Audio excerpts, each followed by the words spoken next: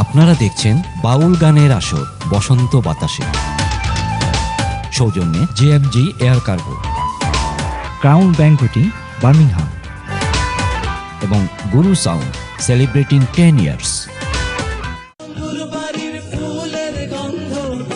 আমার বাড়ি আসে সৈকো বসন্ত বাতাসে, সৈকো বসন্ত বাতাসে। প্রিয় দর্শক, আরও একবার আমন্ত্রণ জানাচ্ছি আপনাদের প্রিয় টেলিভিশন এনটিভির পর্দায় আপনাদের প্রিয় অনুষ্ঠান বসন্ত বাতাসে। আমি ইকবাল ফেরদৌস। আশা করি আপনারা অনুষ্ঠানটি এনজয় করছেন। কেমন লাগছে তা আপনি জানাতে পারেন আমাদের স্টুডিওর আমাদের স্ক্রিনে যে নাম্বার রয়েছে সেই নাম্বারটিতে কল করে, কিংবা স্ক্রিনে যে ইমেল রয়েছে সেই ইমেলে ইমেল করে। আমরা আবারও সেকেন্ড সেগমেন্টে এই মুহূর্তে যারা আমাদের সাথে জয়েন করলেন সবাইকে অনেক অনেক প্রীতি, শুভেচ্ছা ও ভালোবাসা। আশা করি পুরো অনুষ্ঠানটি জুড়ে আপনি আমার সাথে থাকবেন এবং আমাদের সিঙ্গারকে কল করে অনুপ্রেরণা দেবেন। পরিচয় করে দেবো আমাদের সাথে আজকে সিঙ্গার হিসেবে যিনি রয়েছেন তার সাথে। আমাদের সাথে রয়েছেন বাউল আমিন ভাই। আউন ভাই, স্বাগত আরেকবার। খুব চমৎকার গান শুনছিলাম আমরা, একটা গান নিয়ে কথা বলছিলাম, মানুষ ধরো মানুষ বোঝো। খুব চমৎকার একটি গান। এই গানটা যদি একটু বিশ্লেষণ করেন আমাদের দর্শকদের উদ্দেশ্যে। অনেকেই আসলে গানের আমাকে অনেকে রিকোয়েস্ট করেন যে আপনারা যে গানগুলো করে থাকেন সেগুলো যদি একটু আমাদেরকে লিরিকগুলো বুঝেন না অনেকে, তা একটু যদি বুঝিয়ে বলেন আমাদের দর্শকদের উদ্দেশ্যে। না, এটা আসলে গানের মধ্যেই প্রশ্ন, আবার গানের মধ্যে উত্তর। রাইট। যদি আপনি একটু চিন্তা করেন তাহলে মানুষ ধরো মানুষ বুঝো, মানে মানুষকে চিনতে হলে, মানুষকে বুঝতে হলে কি করতে হবে। রাইট। এটাই মানে এটা মূল যে মানে এই গান থেকে আমরা কি মনোশিক্ষা নিতে পারি, বা আমাদের লিরিকিস্ট যিনি গীতিকার যিনি এই গানটি রচনা করেছেন, আই থিঙ্ক আব্দুর রশিদ সাহেব, উনি কি বোঝাতে চাইছেন এই গান দিয়ে? আসলে এটাই বোঝাতে চাচ্ছেন আর কি, যে আমার যেটা মনে হয় আর কি, যদি একজন ভালো মানুষ হতে হবে তাহলে আগে মানুষকে চেনো, মানুষকে চেনো। মানে মানুষের ভিতরেই ব্যক্তিগত, হ্যাঁ, মানুষের ভিতরেই কিন্তু মানুষ বাস করে, মনুষ্যত্ব বাস করে। চমৎকার। আরেকটি গান শুনবো। এবার কোন গান শোনাবেন? এবারে একটু ভিন্ন, মোহাম্মদ ইব্রাহিমের একটি গান। আচ্ছা আচ্ছা। আই থিঙ্ক এটা আমাদের হান্নান ভাইয়ের, না এটা হান্নান ভাইয়ের ফেভারিট। ইব্রাহিম সাহেব হান্নান ভাইয়ের খুব ফেভারিট। হ্যাঁ, জি জি, ওনার জন্য করব। আচ্ছা, পুরোটা। অলরাইট।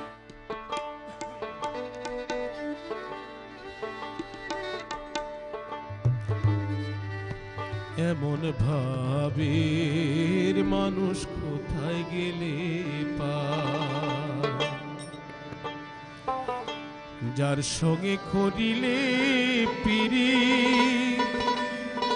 মরণের ভয় নাই। এমন ভাবের মানুষ কোথায় গেলে পায়, এমন ভাবের মানুষ কোথায় গেলে পায়, এমন ভাবের মানুষ কোথায় গেলে পায়, যার সঙ্গে খোঁজিলে পীড়িত মরণের ভয় নাই। এমন ভাবের মানুষ কোথায় গেলে পায়, এমন ভাবের মানুষ কোথায় গেলে পায়।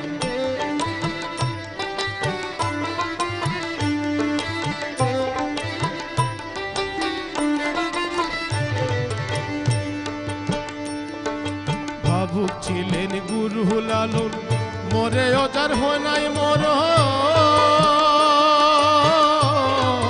ভাবুক ছিলেন গুরু লালন, মরে অজার হয় নাই মরণ। হাসন রাজায় ঘরে বাঁধিল শূন্যের মাঝে তাই, এমন ভাবের মানুষ কোথায় গেলে পাই, এমন ভাবের মানুষ কোথায় গেলে পাই।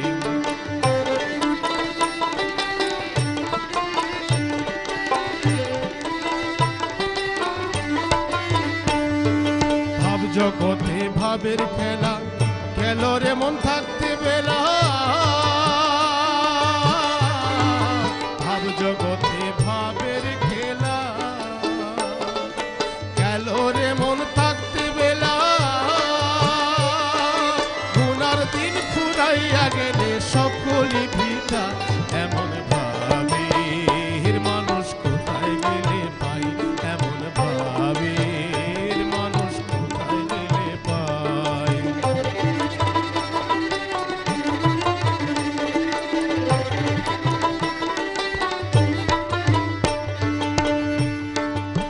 আছে মানুষ আপন ঘরে, দেখো রে মন সন্ধান করে।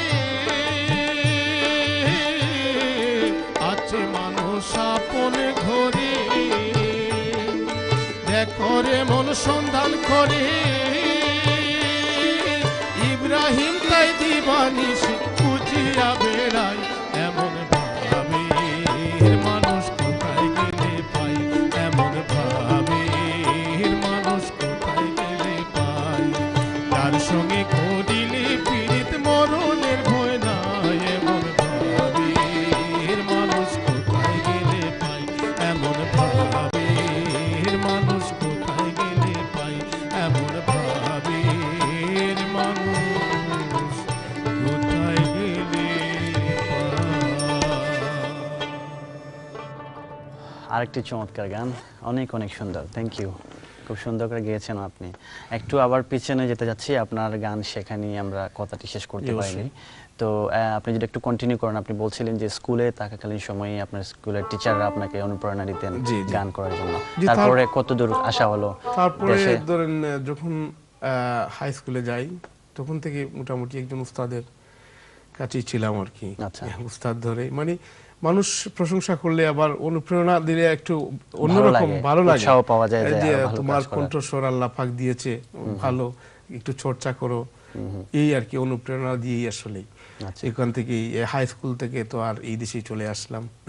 হাই স্কুল শেষ করে এই দেশে, তারপরে আর এই দেশে আসার পর তো এই কোনো ডিফারেন্ট লাইফ। হ্যাঁ, তো আপনার ছোটবেলায় কি কখনো মনে হয়েছিল যে আমি বড় হয়ে একজন বড় বাউল শিল্পী হব বা বড় শিল্পী হব, এই ধরনের কোনো ধরনের বাসনা ছিল? ছোটখাটো আশা সবারই থাকে। আচ্ছা, কি হতে চেয়েছিলেন আপনি জীবনে? আমি আসলে জীবনে অনেক কিছু, আমার ফ্যামিলির যারা অনেক কিছু আমাকে প্রথম থেকে মেসাব থেকে শুরু করে আর কি, ডাক্তার কবিরাজ যা আছে সবাই বানায়, সব বানাইতে চাইছিলেন?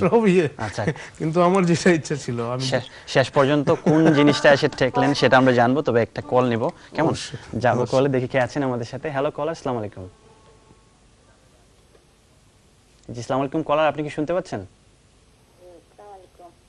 ওয়ালাইকুম ওয়ালাইকুম সালাম। কলার আপনি একটু জোরে কথা বলতে হবে, আমরা শুনতে পাচ্ছি না। নুরুজ্জামান ভাই একটা গান শুনতাম চাইলাম।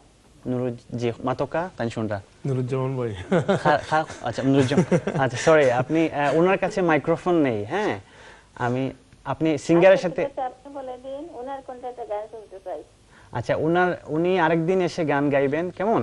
কারণ আমরা চেষ্টা করব আজকে কোনোভাবে সম্ভব নয়, কারণ আজকে সিঙ্গার হচ্ছেন ওনারই শাগরেদ আমাদের বাউল আমিন ভাই, উনি আপনাদেরকে গান গেয়ে শোনাবেন। নুরুজ্জামান ভাইকে আমরা আরেকদিন স্পেশালি নিয়ে আসবো, কেমন? ধন্যবাদ আপনার কলের জন্য। ওকে, তো আপনি বলছিলেন যে আপনার ছোটবেলায় মেসাব থেকে শুরু করে অনেক কিছুই হতে চেয়েছিলেন, বা আপনার ফ্যামিলি চাইছিলেন আপনাকে বানাতে, তো শেষ পর্যন্ত এটার মধ্যে মানে আটকে গেছি আর কোনো চিন্তা নাই এই মুহূর্তে আর কোনো চিন্তা নেই, সব মানে আশা আকাঙ্ক্ষা এখানেই। আচ্ছা, আপনার এজ এ বাউল, আপনার যখন একজন বাউল শিল্পী হিসাবে আপনাকে পরিচয় দিতে কেমন লাগে আপনার কাছে? আসলে যদি এখনো তো বাউল হতে পারি নাই ভাই, আসলে সত্যি কথা, বাউলের ধারে কাছেই না, বাউল অন্য জিনিস।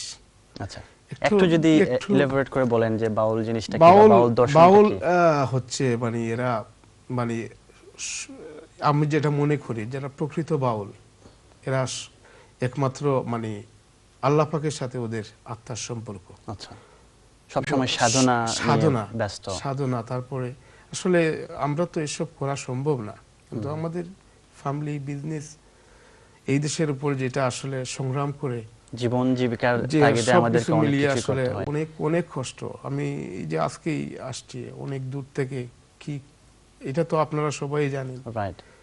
তা আসলে ভালো লাগে যদি একজন প্রশংসা করে বা গানের প্রশংসা করে যে ভালো গাচ্ছো, ভালো গাইতেছো, এটা মূলত এই জিনিসগুলোই কিন্তু আপনার এই ব্যস্ত জীবনের মধ্যে গান করতে অনুপ্রেরণা যোগায়, তাই তো? আমরা একটা গান শুনবো, এবার কোন গান? এবার আমার হান্নান ভাইয়ের জন্য একটা গান, আসলে হান্নান ভাইয়ের জন্য না, শুধু ওনার প্রিয় গান, কিন্তু আশা করতেছি সব দর্শকেরই ভালো লাগবে। ইব্রাহিমের আরেকটি গান, ইব্রাহিম সাহেবের। ওকে, আশা করি এই গানটিও চমৎকার হবে।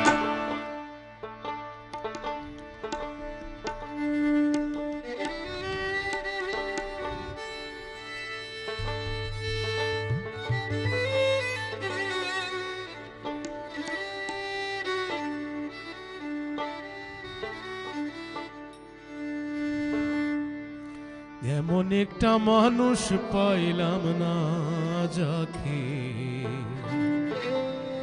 মন দেওয়া যায়, এমন একটা হৃদয় পাইলাম না সখী, এমন একটা হৃদয় পাইলাম না যাকে ভালোবাসা যায়, এমন একটা মানুষ পাইলাম না যাকে মন দেওয়া যায়, এমন একটা মানুষ পাইলাম না যাকে মন দেওয়া যায়, এমন একটা হৃদয় পাইলাম না যাকে ভালোবাসা যায়, এমন একটা মানুষ পাইলাম না যাকে মন দেওয়া যায়।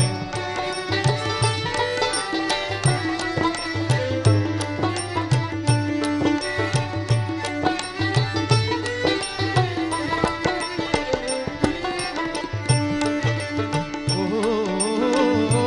জানা সহিতে পারি না, কি যে ব্যথা বুকের মাঝে বলা যায় না,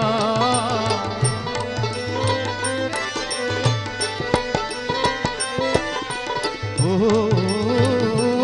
জানা সহিতে পারি না, কি যে ব্যথা বুকের মাঝে বলা যায় না, ব্যথার ব্যথি কেউ হইল না গো আমার, ব্যথার ব্যথি কেউ হইল না গো যাকে মনের কথা বলা যায়, এমন একটা মানুষ পাইলাম না যাকে মন দেওয়া যায়, এমন একটা মানুষ পাইলাম না যাকে মন দেওয়া যায়।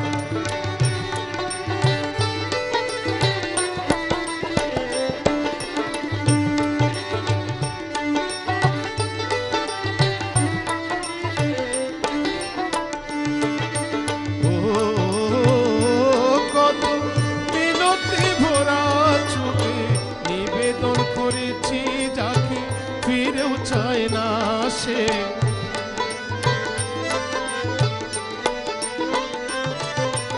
ও কত মিনতি ভরা চোখে নিবেদন করেছি যাকে ফিরেও চায় না, জীবন সাথী কেউ হইল না গো আমার, জীবন সাথী কেউ হইল না গো যাকে ভাবের কথা বলা যায়, এমন একটা মানুষ পাইলাম না যাকে মন দেওয়া যায়, এমন একটা মানুষ পাইলাম না যাকে মন দেওয়া যায়, এমন একটা হৃদয় পাইলাম না যাকে ভালোবাসা যায়, এমন একটা মানুষ পাইলাম না যাকে মন দেওয়া যায়, এমন একটা মানুষ পাইলাম না যাকে মন দেওয়া যায়, এমন একটা মানুষ পাইলাম না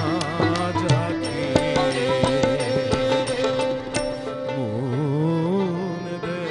দেওয়া যায়। বাহ বাহ বাহ, অনেক অনেক চমৎকার আবেগী গান। আপনি মানুষ পেয়েছেন মন দেওয়ার মতো আপনার জীবনে, নাকি আপনিও না না ইব্রাহিম আমি সাহেবের মতো? আসলে পেয়ে গেছি অনেক আগে। আচ্ছা, আচ্ছা। দেখেন আবার পরে বাসায় না গিয়ে না না না না, আমি ওর মনের মানুষ পেয়ে গেছি। অনেক। অলরাইট, আমরা বাউলদের নিয়ে কথা বলছিলাম।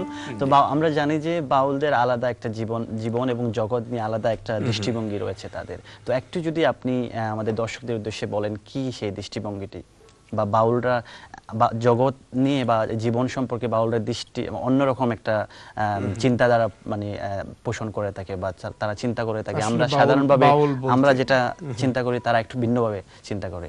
তো এজ এ বাউল আপনি কিভাবে এটাকে ব্যাখ্যা করবেন? না আমি তো বলছি আমি আসলে বাউল হতে পারেন না, এবার চেষ্টা করতেছি। আসলে চেষ্টা করেও লাভ হবে না, যেটা সত্যি কথা। কারণ এটা বাউল যারা, আমার একটা গান, আমার এই প্রথম অ্যালবামে একটা গান আমি লিখছিলাম, যে এই গানটা আমি আরেকবার প্রথম এই এনটিভিতে আরেকবার গাইছিলাম। আমরা এটা শেষ করব, একটা বিরতি নেব, কেমন? অলরাইট ভিউয়ার্স, আপনারা দেখছেন বসন্ত বাতাসে, সাথে আছি আমি ইকবাল ফেরদৌস। আমি থাকবো রাত 1টা পর্যন্ত। নিশ্চিত ছোট্ট একটি কমার্শিয়াল ব্রেক শেষে আবার আপনাদের মাঝে ফিরে আসছি। ততক্ষণ পর্যন্ত সাথেই থাকুন, সঙ্গেই থাকুন বসন্ত বাতাসে।